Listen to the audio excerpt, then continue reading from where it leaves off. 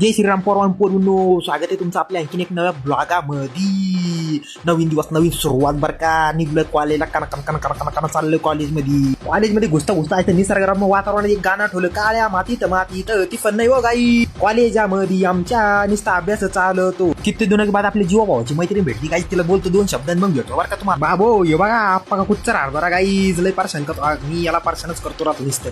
हेच डोकं खराब करतो माणूस, तर डोकं खराब. मॅडमनी लगेच मार्कशीट वाटप कार्यक्रम ठेवला होता. लगे रिप काढ्या सगळ्याला वाटून दिल्या बरं. पोर आमचे डायरेक्ट पिसळ गए. डायरेक्ट मार्कशीट घेण्यासाठी मी म्हणलं एक एक घ्या भाऊ, एक एक घ्या. सगळ्याला भेटणार रे, सगळ्याला भेटणार. कॉलेज विलेज उरकून डायरेक्ट आलो मेसकू. आज मेसलो होतं डायरेक्ट कोल्हापुरी शेवगा मसाला. त्याच्यानंतर होतं डायरेक्ट आळणी वरण soup with mozzarella rice and tandoor roti. मग बिचारा मी आगाय उन्हात आणा डायरेक्ट गेट नंबर 5 ला लेक्चर होतं मेरा.